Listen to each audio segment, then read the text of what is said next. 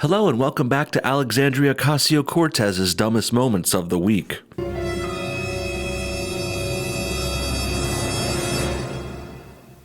Well, we got a couple of great moments to go over today from a recent video, or rather, I should say, AOC is looking worse than ever this week. This time, she actually had the lady balls to complain about her payment and compensation as a United States representative in Congress. Keep in mind, this is a 29-year-old freshman congresswoman who already gets paid $174,000 per year under the current laws. Not to mention, she just started working in Congress back in January. So with that in mind, have you ever heard of a person publicly asking for a raise after 5 short months on the job? Not even half a year in, and Alex is already getting greedy. But I guess her being this entitled is nothing new either, and her saying dumb shit that makes her look ignorant certainly isn't surprising. And on top of all this nonsense, Alex even follows up her preemptive raise request by saying if she doesn't get paid more, she'll have to lean on other ways to enrich herself. Whatever that means. Sounds to me like Alex is going to do shady and underhanded things to make money while she's in office, just like how almost all Democratic politicians do. For example, both the Clintons and the Obamas, well, they went into politics with little to no money to their names. And then somehow, after they got out of office, they're all of a sudden millionaires living in mansions and going on yacht trips in Europe. Meanwhile, across the aisle, Republicans are the opposite of this. For example, President Trump, he was a billionaire before getting into politics because he made his money in legitimate business-like ways. But now, the Donald is actually taking a pay cut to be a president and a politician. Also, he could save our country, and I know it sounds sappy, but he actually is doing it out of the goodness of his heart. So make no mistake here, people. Alexandria Ocasio-Cortez thinks she's some sort of successor to the corrupt Democrats who previously enriched themselves while in political office, like the Kennedys, the Clintons, and the Obamas. They're all corrupt and they're all cheaters, and that's what Cortez wants to do now as well. But don't just take my word for it. Let's turn to the video of Alex all but admitting all of this herself. Here's a clip of her demanding a raise in pay, or else she's going to get money in other ways. Check this out. You know, it may not be politically popular to say, but honestly, this is why there's so much pressure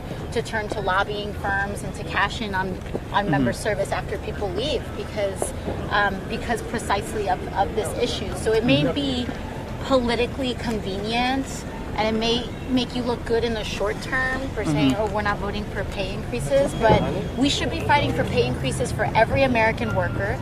Oh boy, Alex. As if Congress people and federal politicians compare to everyday normal American workers. In my opinion, you got this whole issue out of whack, Cortez, because I could clearly see that this woman, Alex, can't see outside of her own personal perspective at all. This is why dumb women like her can come off so harsh, cold-blooded, or quite frankly, kind of evil. And it happens more so than with men. Males, in my experience, well, we have a natural urge to help and protect others. That's our instinct, but girls, like Cortez especially, she's so self-centered that she truly doesn't care what happens to anyone else, even her friends, family, or possible children. People like Alex lack the most basic and human of traits. It's called empathy, and Alex is the worst with this, so let me further show you why. Here she thinks that it's politically unpopular for people in Congress to vote for pay raises, which is true, but she thinks it for all the wrong reasons. Alex seems to think they vote no on raises because it makes politicians look humble and it makes them more popular. And while that's true in a way, it's also backed up pretty easily with the facts on the ground. Facts which Alex either ignores or doesn't quite understand. The truth here is $174,000 a year is a hell of a lot of money already, much more than most Americans could ever hope to make in a year. For example, the average American salary is only around $56,000 per year. So that means Alex already makes almost 3 times what the average American does, yet she still wants more. And this is just one of the facts behind why these politicians voting for raises is wrong. But I don't think Lexi here really understands any of this. Not specifically. She's just stuck on the surface level. And to make matters even worse for Cortez, let's talk about the average salary for people in her age group. Comparing the salaries of people in their 20s between those in, say, 40s, 50s, or 60s can range quite a bit actually, because payments and salaries generally go up with age and experience in your career. Makes sense. And that's why I thought this was even worse considering AOC is only 29 years old, and the average salary for that age in America is only around $35,000 per year. That means with $174,000 she's making as a congresswoman, Alex is actually making almost 5 times what her peers make, all because she got lucky enough to get picked as an actor for a radical left-wing socialist activist group called the Justice Democrats. So needless to say, it's not like Alex worked her way up to this. She was a bartender just a year ago, probably making around $35K, the average, and then all of a sudden, boom, she jumped jumps up to $174K per year now. Damn, that must be a nice bump in lifestyles already, but with entitled, greedy, ungrateful Latin women like Alex Cortez, this kind of thing is never enough, because people like this are never happy. They're never satisfied, and they're always looking for more. They're greedy. And since they didn't truly earn what they have either, they never truly appreciate it either. And that's what's brought us to this terrible person Alexandria Ocasio-Cortez has become today. We should be fighting for a $15 minimum wage pegged to inflation so that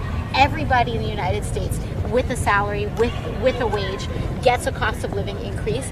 Members of Congress, retail workers, everybody should get cost of living increases to accommodate for the changes in our economy. And then when we don't do that, it only increases the pressure on members to exploit loopholes.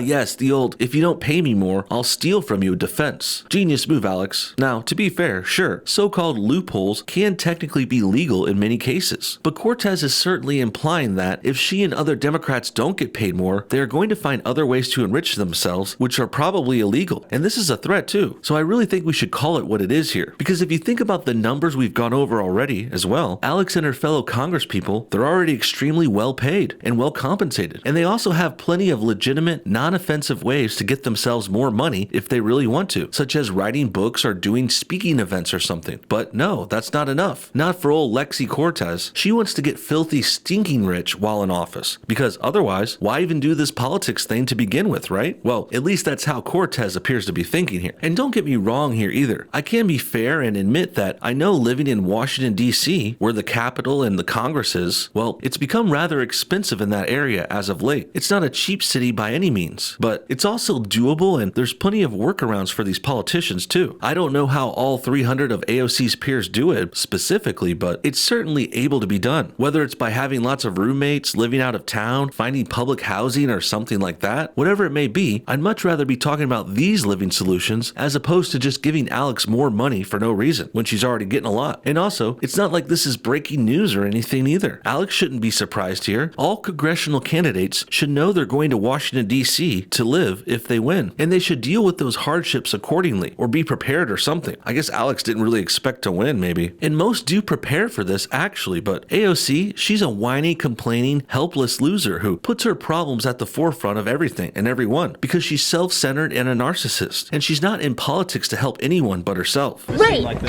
and that's my issue, is that it's superficial. You know, you can vote against pay increases all you want. It's, in my opinion,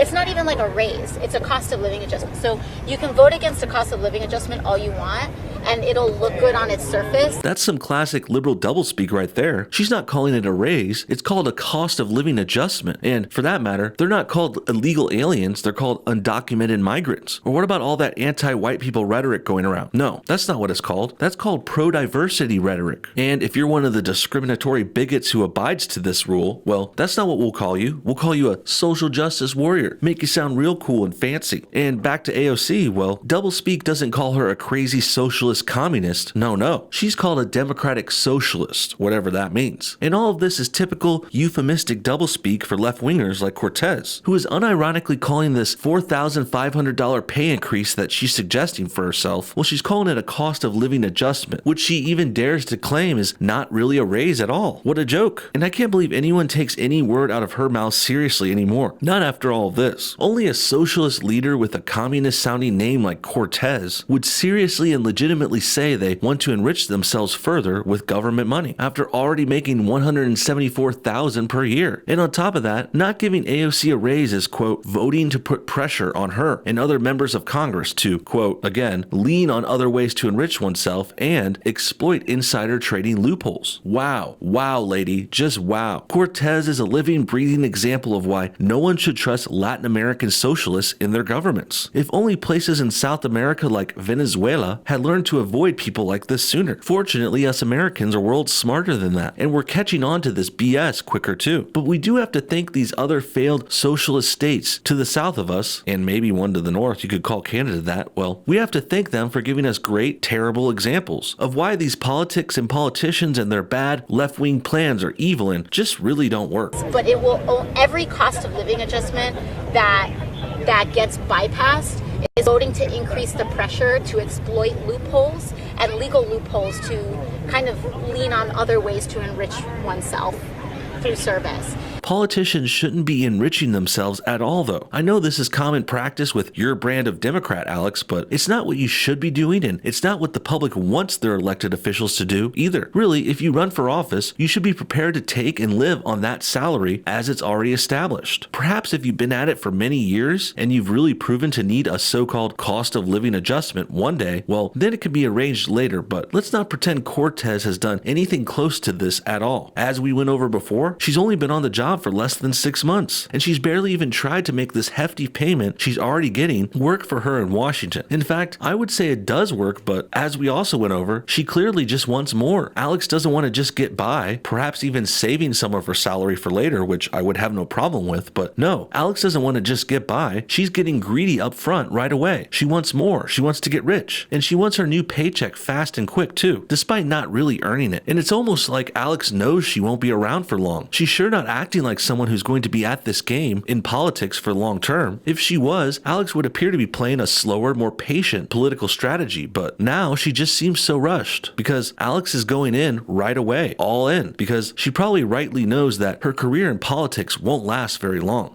It may not be optics, it may not be great optics, it may not like look the best, and in terms of your opponents could use it as a political, exploit it as a political issue, but in substance, you might as well be transparent about a cost of living increase, fight for a cost of living increase for all American workers. Finally, let's talk about how Alex doesn't know or doesn't care how payments, salaries, and the economy and money work. And this ignorance is even worse coming from her, since Alex supposedly studied economics in college. But I imagine there wasn't much studying going on for old Lexi back then, because if there was, she would know that her plan here, trying to get everyone in America to get paid more in a matter like this, won't really work out like she says. Basically, if we raise the minimum wage and everyone's wages and salaries in some sort of broad, all-encompassing stroke, like what Alex is suggesting, well, that really wouldn't work and help people at all. It will just make things worse for our country, actually, because if you raised everyone's pay arbitrarily like this, that just means the value of our money will go down with it, and then the cost of everything will go up as well. So, sure, people might have a little more money at first, momentarily, but when the market quickly catches up and adjusts, all the money we have will be worth less. And this includes the money in our savings and investments too. That means if you say have $5,000 saved up in a bank account before this stupid plan, well, it will be worth much less after these widespread, all-encompassing raises. It will still be $5,000, sure, technically, but that money will be worth less individually, and prices will go up along with it. So in the end, you might only be able to get half as much stuff with that $5,000 compared to before. So not only will this plan not work in the short or medium term, but also in the long term, it will make things much worse in America overall. Basically, the only upside here is AOC can get some sort of short-term results at the polls and in voting, because ignorant and defiant voters won't consider all